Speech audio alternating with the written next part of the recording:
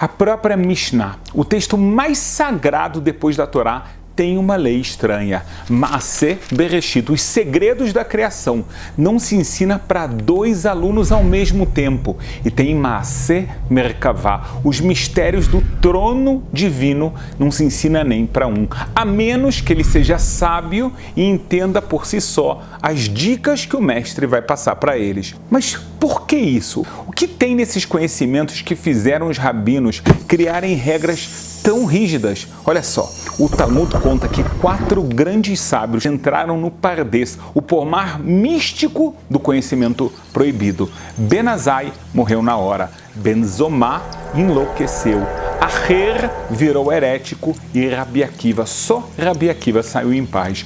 Hoje eu vou revelar os 15 textos que formam esse conhecimento, livros que foram censurados, queimados, escondidos em cavernas, textos que até hoje rabinos dizem cuidado, muito cuidado. Você tem certeza que você quer saber? Porque, veja bem, em 1896, Salomão Scherter, ele fez uma descoberta que mudou tudo. Na sinagoga Ben Ezra, no Cairo, ele encontrou a Gnizá, um depósito secreto com 300.000 manuscritos. São textos que eles foram escondidos por 1000 anos, entre eles livros que a gente achava que tinham sido destruídos para sempre. Um desses manuscritos era o Sefer Harazim, o livro dos segredos, um manual completo de como invocar anjos, como curar doenças, como prever o futuro. Por 1000 anos, esse livro ficou escondido numa parede. Por quê?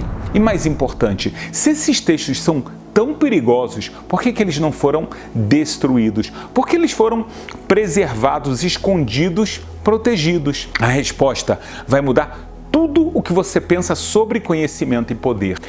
Deixa eu te explicar como funciona o conhecimento no judaísmo. Existe uma hierarquia muito clara. Na base tem a Torá escrita, os 5 livros de Moisés, muita gente chama eles de Pentateuco.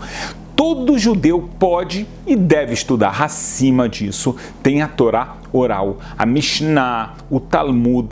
Na verdade, existem mais livros e eles precisam de mais preparo, mais estudo. Mas existe um terceiro nível, o Sod, o segredo. Tradicionalmente, Kabbalah só podia ser estudada por homens acima de 40 anos, casados com filhos e de caráter comprovado. Por que tantas exigências? Porque esse conhecimento ele mexe com a estrutura da realidade, isso mesmo. Pensa comigo, se Deus criou o universo falando que haja luz, então as palavras têm um poder criativo real. As letras hebraicas, elas não são só símbolos, elas são ferramentas de criação.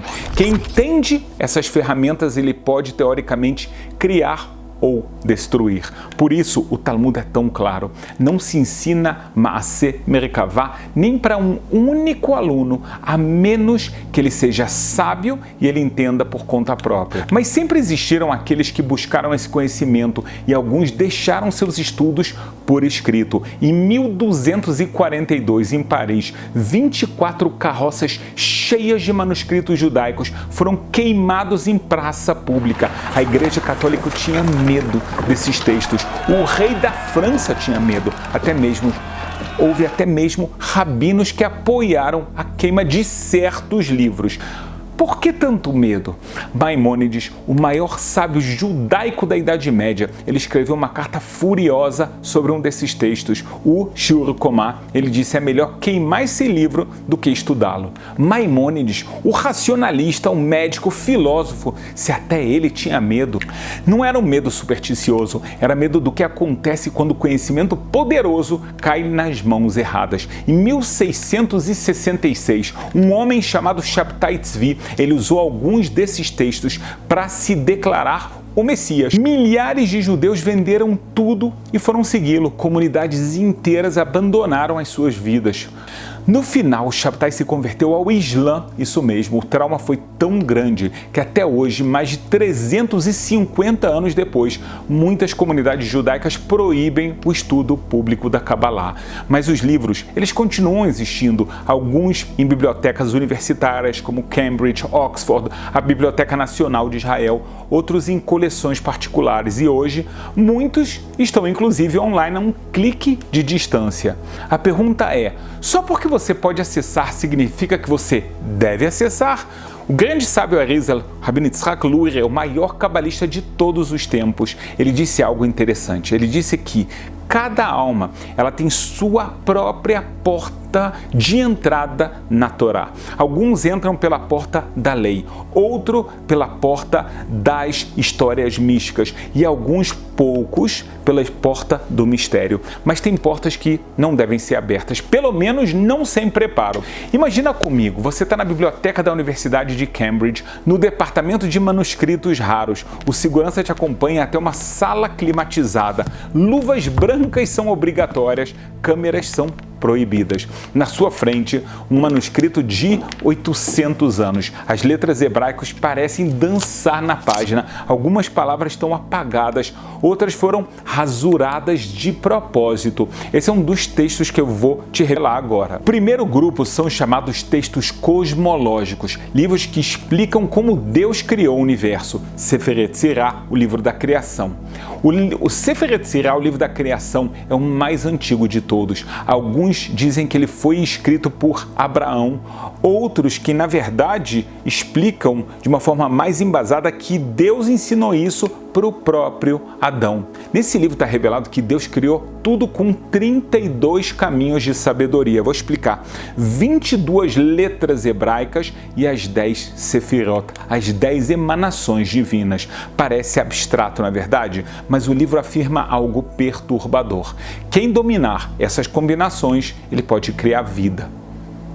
O Talmud conta que Rava, um dos grandes sábios da época do Talmud, ele criou um homem usando o Sefer HaYetzirah. Ele enviou a sua criação para o Rabi Zeira, ou seja, um grande rabino contemporâneo dele, que percebeu que esse ser não tinha alma, ele acaba destruindo esse ser. Os rabinos medievais, eles sabiam que isso era tão sério que foi criado o mito, ou talvez a grande verdade, do Golem de Praga, um ser de barro animado pelas técnicas do Sefer Yetzirah. O segundo texto cosmológico é o Sefer Habair, o livro da iluminação. Ele apareceu em Provença, na França, no século XII. Ninguém sabe exatamente quem escreveu. Ele introduz alguns conceitos muito ousados. Ele fala de reencarnação, ele fala de Sfirot como personalidades divinas e a Shekhinah como um aspecto feminino de Deus. Aqui você já está entendendo que a pessoa que não entende os códigos cabalísticos, ele vai entender tudo errado. Mas de onde que vieram essas ideias? Como um livro pode simplesmente aparecer e trazer esses conceitos revolucionários? O terceiro é mais perturbador. Sefer HaTmunah, o livro da imagem. Ele afirma que existem 7 ciclos de criação, cada um com 7.000 anos. Nós estamos no segundo ciclo. Cada ciclo tem a sua própria Torá, as suas próprias leis. Se isso for verdade, tudo que nós conhecemos é temporário. Até as leis divinas mudam de acordo com os 7.000 anos que a gente está falando. Imagina só o impacto disso numa religião baseada em leis eternas. Mais uma vez, fica claro, sem um entendimento verdadeiro vai criar uma confusão na sua cabeça. Mas espera, se esses 3 livros já são complexos, os próximos 5 são que realmente causaram pânico. São os textos da literatura Merkavá, que são instruções detalhadas de como subir aos céus sem morrer, isso mesmo. Como fazer a viagem que o profeta Elias fez, mas voltar para contar a história. O problema, o Talmud é bem claro sobre o que acontece com quem tenta sem preparo. Lembra dos 4 que entraram no Pardes?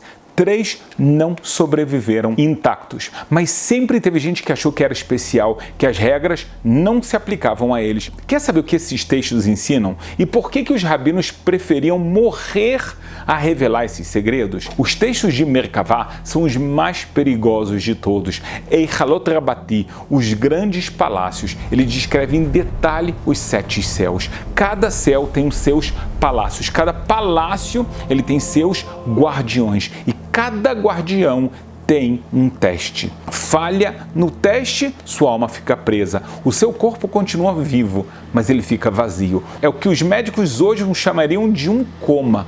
O texto dá os nomes dos guardiões, as senhas para passar, os selos para mostrar. Mas tem um problema. Uma palavra errada, uma pronúncia incorreta e você não volta. Os pequenos palácios, ainda mais específico, ele ensina a transformação do corpo físico para aguentar a viagem. Jejuns de 40 dias, imersões em água gelada, recitação de nomes divinos milhares de vezes. O corpo precisa se tornar quase transparente, dizem os textos. Mas como é que se faz isso de verdade? Mas o mais impressionante é o Sefer Halot. Ele conta a história de como Hanor, Enoque, o bisavô de Noé, ele se transformou no anjo Matat, que também é conhecido na Kabbalah como Meta e depois Tron. Ele não morreu, ele foi transformado num fogo celestial. Ele se tornou o príncipe da face, o anjo mais poderoso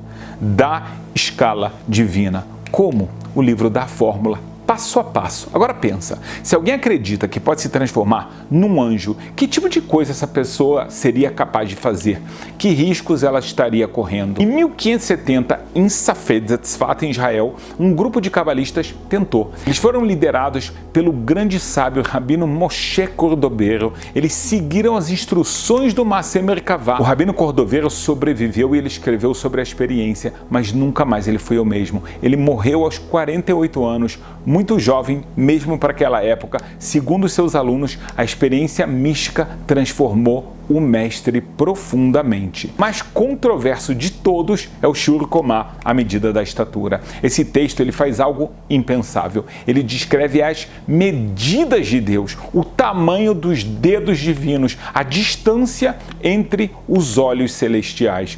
Obviamente que isso são metáforas, são símbolos, mas o texto apresenta como medidas literais. E aí, Maimônides ficou tão horrorizado que ele escreveu: quem acredita que Deus tem medidas físicas é herege. E você entende daqui que, na verdade, o Maimônides estava com um medo das pessoas terem uma interpretação completamente errada. Mas outros rabinos defenderam o texto. Eles disseram claramente: as medidas são códigos, cada número é uma meditação, cada proporção um segredo cósmico. Que está certo? O que nós sabemos é que os rabinos estudaram profundamente o Shur Komá. Eles relatavam experiências intensas de transformação espiritual. Alguns entravam em estados meditativos profundos por dias. Agora vem a parte mais interessante. Todos esses textos de Merkavah, eles têm algo em comum. Eles prometem poder de ver o futuro, poder de mudar o seu destino, poder de comandar anjos. E foi exatamente isso que seduziu o nosso próximo grupo de textos, os livros práticos de magia. Sefer Raziel HaMalach, o livro do anjo Raziel. Ele é o mais famoso de todos. Até hoje em Israel, muitas famílias, eles colocam uma página desse livro no quarto de bebês recém-nascidos. Sabe por quê? Proteção. O livro promete que nenhum mal pode entrar numa casa que tenha as suas palavras. Mas o livro completo, ele ensina muito mais. Como se tornar invisível, como entender a língua dos animais, como prever o futuro pelos astros. Superstição? Talvez, mas em 1908, em Yerushalayim, em Jerusalém, um rabino chamado Yehuda Fatia, ele usou técnicas do livro Raziel HaMalach para fazer exorcismos, dezenas de testemunhos, casos documentados. Coincidência? Sugestão? Ou existe algo mais? O efeito dos textos. Sabe o que mais me impressiona depois de anos estudando esses textos? Não é o conteúdo em si, é o efeito que eles têm nas pessoas. Existem relatos de estudiosos que, depois de mergulhar profundamente, por exemplo, no Sefer HaRazim, eles começaram a ter experiências místicas intensas, sonhos vívidos com simbolismo cabalístico, sincronicidades que desafiam qualquer explicação. O próprio Sefer HaRazim, ele descreve visões dos 7 príncipes celestiais, cada um com as suas características específicas. Muitos que estudam o texto, eles relatam experiências similares. Sugestão, arquétipos do inconsciente coletivo Ou será que é algo mais profundo? Erev Moshe, a espada de Moisés, é mais intenso ainda. É basicamente um manual de guerra espiritual, adjurações para destruir inimigos, fórmulas para causar doenças, nomes de anjos da destruição. Por que Moisés, o maior profeta, escreveria algo assim? O texto explica, às vezes o mal é tão grande que ele precisa ser combatido com as suas próprias armas. Mas quem decide quando chegou esse momento? Quem tem sabedoria para usar esse poder sem se corromper? Segundo as tradições orais, durante períodos críticos da história judaica, líderes espirituais eles recorreram a esses conhecimentos para proteção, mas sempre com extrema cautela e preparação espiritual. O Shimush Teilim, o uso dos salmos, parece o mais inofensivo. Afinal, são só os salmos de Davi, tá certo? Mas esse texto ele revela que cada salmo, recitado de uma forma específica em hebraico, com as melodias certas, ele se torna uma ferramenta. Por exemplo, o Salmo 121 para proteção em viagens, o 20 para vencer julgamentos, Salmo 35 ele é contra inimigos. Parece uma superstição medieval, mas o Baal Shem Tov, fundador do movimento racídico, um grande justo, ele usava o Shimush Teilim regularmente. Centenas de histórias documentadas sobre suas curas milagrosas. Um placebo, poder da sugestão ou os salmos realmente têm um poder quando eles são usados corretamente. Agora nós chegamos ao texto mais influente e controverso, o Zohar, por 500 anos. Após ser descoberto no século XII, o Zohar ele circulou em segredo. Os rabinos estudavam eles escondidos. Alguns diziam que era sagrado demais, outros diziam que era perigoso demais.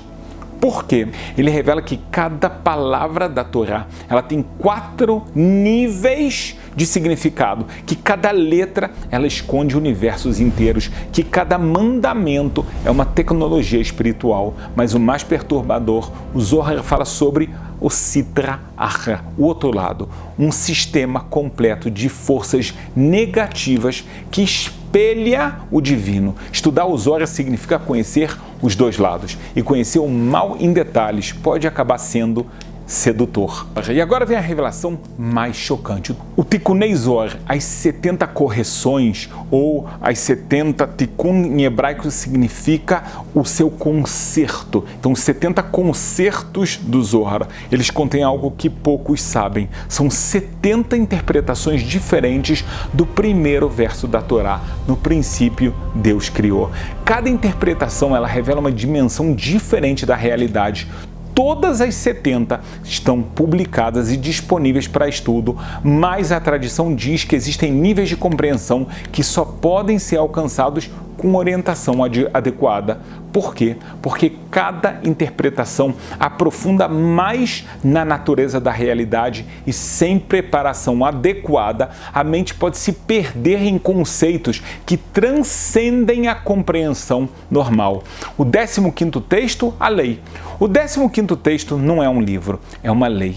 Mishnah, no Tratado de Hagigah, capítulo 2, Mishnah 1, não se expõe sobre relações proibidas para 3 pessoas ao mesmo tempo, nem sobre o Maaseh Bereshit para 2, nem sobre Maaseh Merkavah para uma única pessoa, a não ser que ele seja sábio e entenda por si mesmo. Essa é a chave de tudo. Você percebe? Não é que o conhecimento ele seja proibido, é que ele precisa ser transmitido de uma forma certa para a pessoa certa, no momento certo, como um remédio poderoso. Na dose certa, ele cura, na dose errada, ele mata.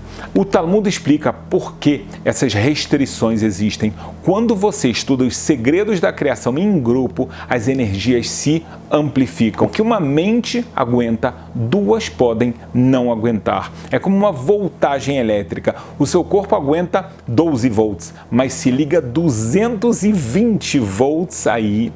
Por isso, essa tradição ela criou salvaguardas, idade mínima, preparação moral, purificação física. Isso aqui não é elitismo, é uma proteção. Além de tudo, mais importante é o conhecimento que a pessoa já tem da Torá escrita de uma forma correta e de todos os conceitos talmúdicos também de uma forma clara e organizada na sua mente. De outra forma, a interpretação sempre vai vir ou errada ou incompleta e, ao invés de causar um benefício, vai acabar causando grandes danos. Mas aqui está o paradoxo moderno. Todos esses textos estão online hoje em dia. Qualquer pessoa com internet pode acessar o Zohar, o Sefer Yetzirah, até o Shiur Komá.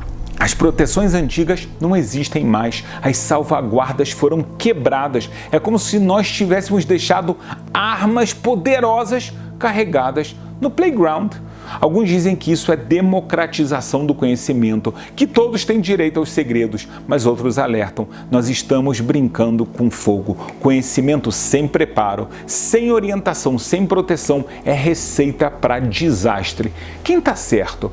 Talvez a resposta esteja no próprio Talmud. Logo depois de contar sobre os 4 que entraram no Pardes, o Talmud diz algo fascinante. Rabi Akiva disse aos outros: quando vocês chegarem às pedras de mármore puro, não digam água, água, porque está escrito: quem fala mentira não permanecerá diante dos meus olhos. O que isso significa? Que o maior perigo não é o conhecimento em si, é a ilusão. É achar que você entende quando você não entende, é confundir o reflexo com a realidade. Agora eu vou revelar algo que poucos rabinos admitem publicamente. Esses 15 textos que eu mencionei, eles ainda são estudados em grupos fechados, com orientação adequada, seguindo as tradições antigas da transmissão de geração em geração. Os locais de estudo em Jerusalém, aqui mesmo, particularmente em bairros muito religiosos, como o bairro judeu da Cidade Velha,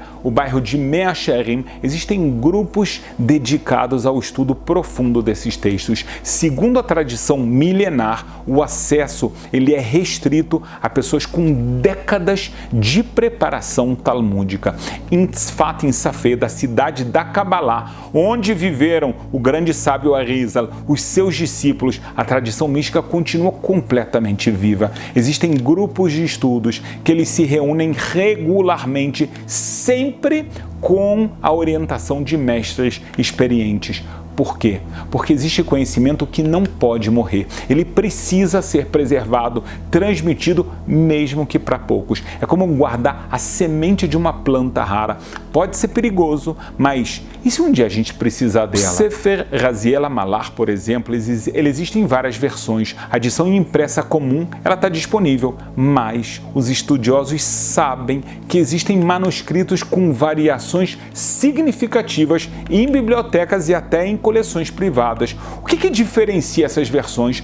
Principalmente o nível de detalhamento nas práticas místicas. Algumas versões são mais seguras para estudo geral, enquanto outras elas contêm elementos que a tradição considera apropriados apenas para estudiosos avançados. Erev Moshe e outros textos. O Erev Moshe tem uma história fascinante de preservação. Os manuscritos desse texto, eles foram encontrados em diversas comunidades judaicas, do Iêmen ao Marrocos, cada um preservando variações únicas. Durante as grandes imigrações judaicas do século XX, muitos desses manuscritos eles foram trazidos para Israel, onde hoje eles são estudados em instituições acadêmicas, o que não é muito bom, mas também em lugares religiosos. O Shiur Komá ele causou tanta controvérsia que existem múltiplas versões, algumas mais simbólicas, outras mais literais. Estudiosos modernos que eles dedicaram anos analisando essas diferenças. Alguns pesquisadores eles sugerem que as medidas podem representar conceitos matemáticos ou proporções harmônicas muito similar ao que nós encontramos na geometria sagrada de outras tradições. Os textos da Merkavá, eles continuam sendo estudados, principalmente em casas de estudo e também em alguns contextos acadêmicos. O problema da academia é que ela não consegue entender, eles não estão preparados com o conhecimento talmúdico, eles estudam como se fosse um livro em grego, mas não entendem todo o contexto espiritual sagrado. A diferença está na abordagem, tá? Os acadêmicos, eles estudam como uma espécie de um fenômeno histórico. Quanto à verdade desses livros, eles sabem que a abordagem tradicional exige preparação e cautela. O Zohar tem uma situação única. Ele está publicado, ele está disponível, mas os rabinos cabalistas enfatizam que o estudo adequado, ele requer orientação. Não é apenas para entender o aramaico, que é complexo, mas é para compreender as múltiplas camadas de significado. Eu posso falar para vocês que pessoalmente, inúmeras vezes, vêm alunos para mim da Academia de Moisés, alunos da mentoria, e me comentam: Rabino, eu estudei com o fulano de tal, com a fulana, o mestre de Cabala, até falar um nome errado, e eu estudei o conceito que está no Zohar, e eu escuto e estava tudo errado. Até porque o mestre ensinou errado, porque ele não estava preparado. Então tem que tomar cuidado, a orientação tem que ser correta e você tem que estar preparado. Existe, na verdade, uma rica tradição de comentários sobre o Zohar, cada um revelando aspectos diferentes do texto. Sem esses comentários, sem orientação adequada, muito do significado profundo ele permanece inacessível e, para muitas pessoas, errado. O Tikkunei Zohar é ainda mais complexo. As 70 interpretações do primeiro verso da Torá estão todas publicadas, mas cada uma requer estudo profundo para ser compreendida adequadamente. A tradição ensina que cada interpretação ela corresponde a um nível diferente de consciência espiritual e que o estudo progressivo dessas interpretações pode levar a estados elevados de compreensão. Mas o mais impressionante é como esses textos continuam relevantes. Em 2012, físicos descobriram o bóson de Higgs, a partícula de Deus. É interessante notar que no Sefer HaYetzirah se fala sobre a criação começando com um ponto singular de luz infinita, conceito que muitos comparam exatamente ao Big Bang. A neurociência descobriu que meditação altera fisicamente o cérebro. Os textos de Merkavá, eles são essencialmente manuais de meditação profunda. Será que os antigos, eles já intuíram algo sobre a plasticidade neural? Por que agora?